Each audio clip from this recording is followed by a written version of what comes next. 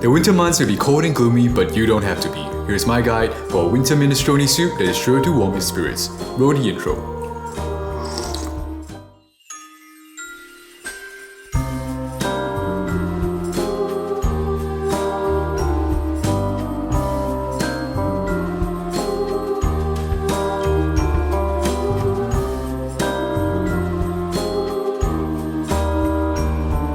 So we've just passed Christmas and we've learned how to make a baked camembert cheese and a Christmas cola ham. If you ask me, with winter in full swing, there's no better way to get nice, warm and cozy than with a big bowl of soup.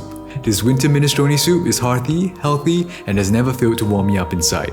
Now before you go running off to your blankets, don't forget to subscribe, turn on the notifications, and oh yes, please drop a like as well. Now let's dive right in. Okay, we're gonna start with our celery, carrots, and onions. So with our celery stalks, we're going to start using a sharp knife and we're going to start slicing it from tip to tip. You will want each slice to be about 1/4 inch thick. Once done, set aside all your slices of celery. Next, we'll prepare our carrots. So with a vegetable peeler, start peeling the skin off the carrots. Make sure you do this for both the top and the bottom of the carrot. Now with a sharp knife, we're going to remove the top of the carrot. The top of the carrot contains the stalk, which is tough, so we're going to throw it away. Now we're going to slice our carrots into 3 equal parts. Thereafter, you can slice your carrots into batons, and this makes slicing them into little cubes much more manageable. Now repeat this process until all your carrots have been finely sliced into cubes. Once done, set it aside. Now grab your onions that have already been peeled, slice them in half, and start making vertical slices on the onion. Next, make some slices that are parallel to the chopping board, followed by some perpendicular cuts against the onion. Once you reach the edge of the onion, just lie it face down and slice around the core. This method reduces the chances of you getting your eyes attacked by the vapors of the onion. Once done, set your onions aside with the carrots and celery. This holy trinity of vegetables is known as your mirepoix and forms the backbone in many dishes. For your garlic cloves, take your knife and slice off the top and the bottom of the garlic and give it a good smash to release the skin. Thereafter, with your knife, start slicing the garlic as thinly as you can. As you can tell by the amount of garlic prepared, I do like it a lot. Now it's time for our kale. This is going to be super easy because all you have to do is give it a rough chop. Now one thing to note, when it comes to the stalks of the kale, they are edible as well, so don't throw it away. The great thing about this recipe is you can use whatever you have in your pantry as well. If you have Swiss chard, leeks, squash or any other vegetables in season, feel free to use them as well. Now we have 4 rashers of bacon, we're going to stack it up and we're going to give it a rough chop. Now our main prep work is done.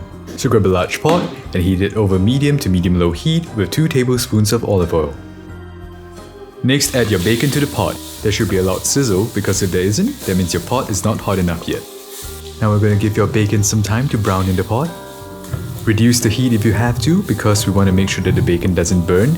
In all, you should take about 6 to 8 minutes to allow your bacon to brown nicely. So every once in a while, give your bacon a good stir and check on it. And do this until your bacon is nice, brown and crispy just like this. Now add all your garlic and give it a good stir to release its flavors.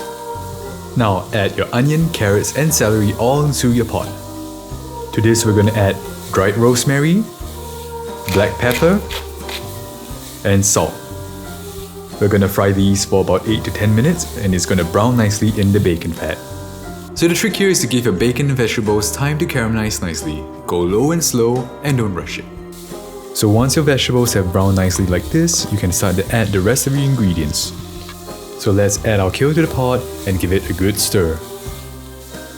Next, add 2 cans of tomatoes. I always have a few cans of tomatoes lying in the pantry because it's a great ingredient to fix up quick and easy meals on the fly.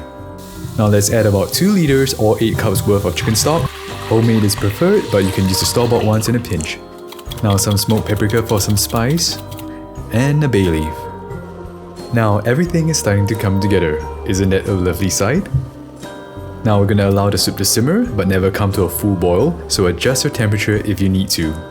Now let's cover the pot with a lid while making sure that we leave a gap for the steam to escape. Allow the soup to simmer like this for half an hour.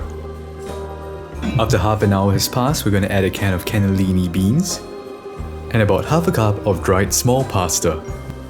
Now give your soup a good stir and we're going to allow it to simmer until the pasta is nicely cooked al dente. How long this will take would depend on the type of pasta that you use. So check back every minute or so. When you're done, you'll be rewarded with a beautiful pot of soup like this. So turn off the heat and remove the bay leaf. And with your oven gloves, we're gonna remove the pot because it's time to serve. So grab a bowl because we're gonna give ourselves a few generous scoops of soup. Top it off with some shavings of fresh Parmesan cheese. And a drizzle of extra virgin olive oil or my favorite, truffle oil. Now take a look at that, you just made a beautiful bowl of winter minestrone soup that is so hearty and healthy for a cold winter day. Packed full of flavor and with the spiciness from the smoked paprika, this is exactly what I need when I need a pick-me-up.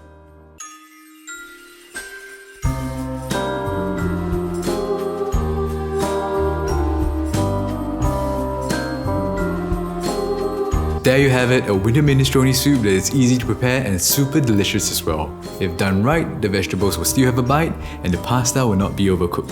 Oh, did I mention that this is a great way to fight the cold as well? I love making this soup in advance so I can store it in the fridge and heat up a bowl whenever I need a pick-me-up. So that's all from me today. If you actually enjoyed the video or if you learned something, don't forget to like, subscribe and to turn on the notifications. Remember to take care of yourself, your friends and family. This is Ted Hyo, signing off.